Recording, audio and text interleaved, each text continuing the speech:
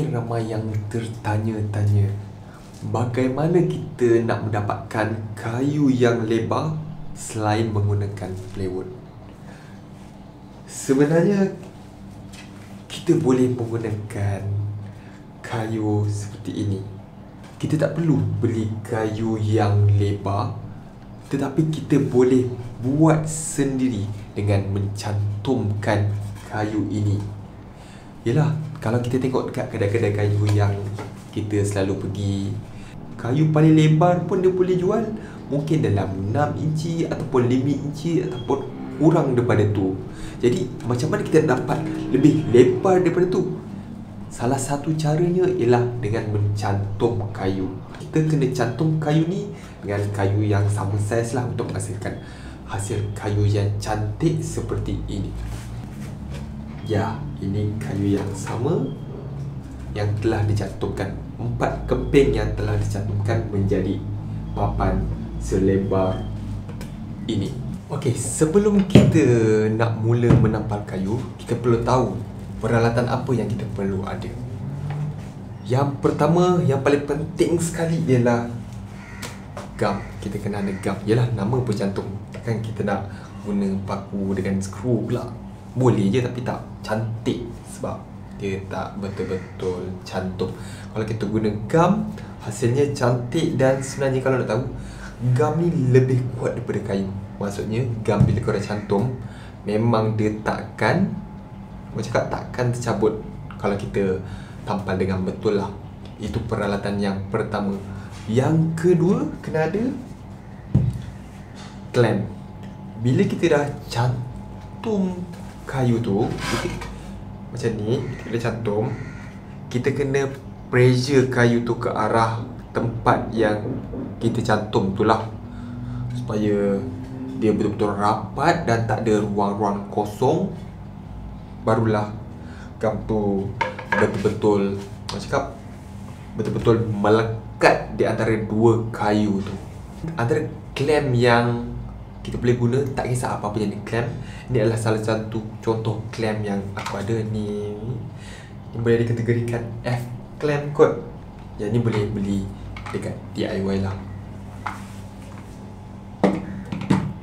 Lagi satu clamp yang macam ni. Ini clamp yang paling selalu digunakan oleh tukang-tukang kayu yang ada dekat dunia ni lah. Sebab apa? Dia memang sangat solid dan dia boleh bagi pressure di antara kayu tu dengan lebih, orang cakap, lebih ketat lah. Okey, minimum clamp yang kita perlu ada at least 4. Macam aku, 4 tu memang dah cukup tu, minimum 4. Kalau ada lebih lagi bagus lah, bergantung pada panjang kayu kita nak cantum. Kalau kita setakat macam ni, panjang macam ni, 4 aku rasa dah cukup untuk menghasilkan tampalan yang lebih kuat, cantik dan kemas. Okey, itu saja dua barang yang kita perlu ada. Kalau contoh kita ada clamp ekstra pun boleh kita gunakan. Macam aku ada ekstra clamp, tapi kalau korang tak ada, tak apa. Tapi pada aku memang perlu juga, sebab dia memudahkan kerja kita untuk mencantumkan kayu. Sebab apa? Kadang-kadang kalau kita cantumkan kayu macam ni, dan dia akan bergerak macam ni, faham tak? Akan bergerak. Jadi bila ada clamp, extra clamp yang kita akan cantum dekat sini, kita akan clamp dekat sini, jadi dia tak akan bergerak macam ni. Jadi itu extra clamp yang kau akan guna kejap lagi lah. Tapi kalau tak ada, tak apa, kita just kena clamp dengan berhati-hati dan pastikan kita cantum betul-betul dan baru kita ketatkan. Okay, sekarang kita nak start cantumkan kayu.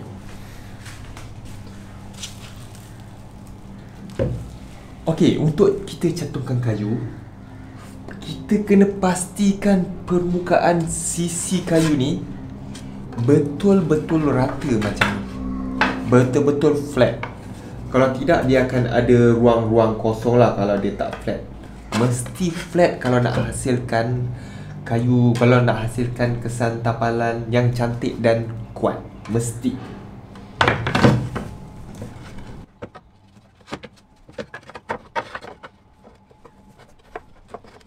Okey, macam sekarang ni aku nak cantum 4 kayu, 1, 2, 3, 4, dan permukaan pun dah rata. Dan sekarang ni aku nak pastikan corak kayu ni betul-betul ngam dengan kayu di sebelahnya, supaya bila kita cantum tu, bila dah siap, tak nampak yang macam kita dah cantum. Yelah, corak tu dia selari lah.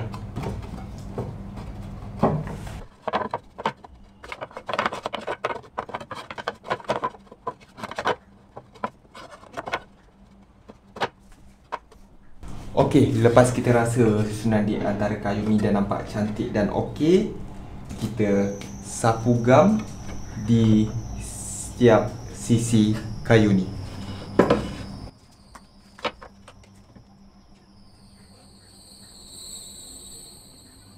Sapu kena rata. Macam aku gunakan tangan je.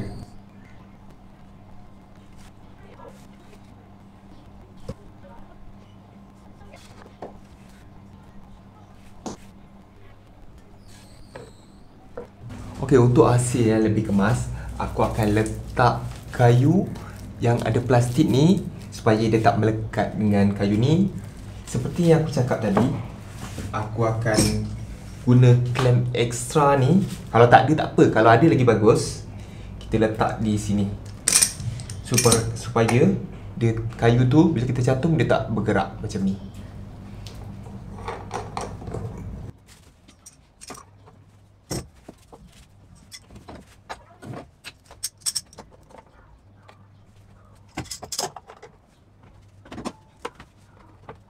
Disebabkan aku cantum 4 kayu, aku perlukan 3, at least 3 klem, 3 di sini, 3 di sini.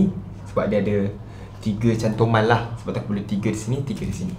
Dan selepas itu, baru kita ketatkan, kita bagi pressure dekat kayu ni ke arah sini.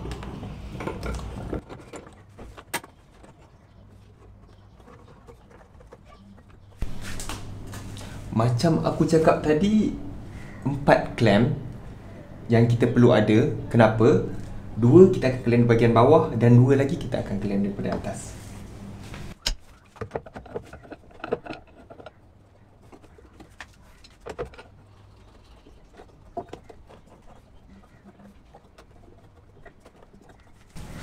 Okey, kita dah siap klem. Kenapa kita perlu klem 2 di bahagian atas dan 2 di bahagian bawah? Ini supaya tekanan di antara klem di bawah dan klem di atas sama. Contohnya, kalau kita klem di bawah saja, kayu akan melending, di bahagian tengah akan melending macam ni. Kalau kita bagi pressure yang sama, dia akan straight lah. Sebab sebelum ni aku pernah klem 2 saja dan dia kayu tu melending. Aku terpaksa letak botol di atas ya, sebab aku tak ada tool yang cukup. Macam sekarang ni aku dah ada 4 ni memang pada aku memang dah cukup dan perfect lah. Sebab tu aku cakap kita perlukan 4 untuk menghasilkan cantuman kayu yang perfect dan cantik.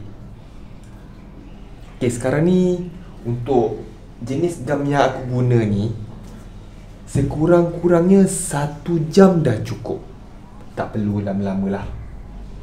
Dan sekarang ni kita biar.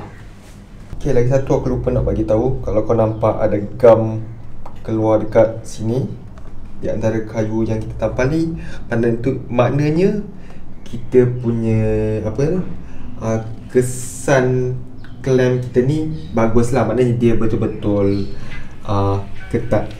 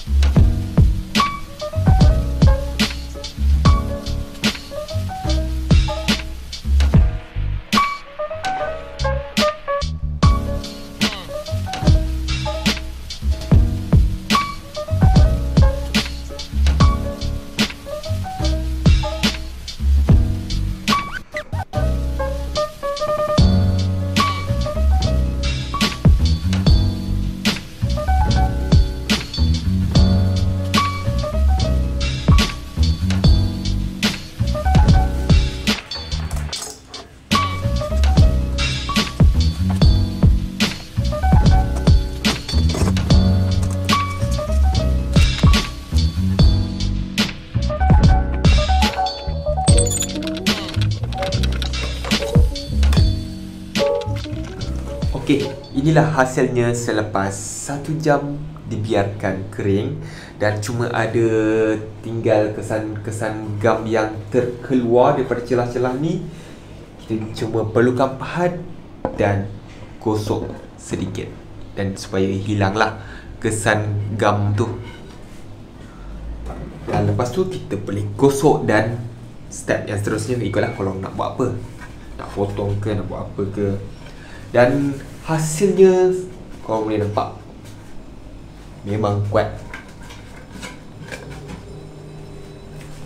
Okey, itu saja sharing daripada aku, sharing daripada Electro. Terima kasih.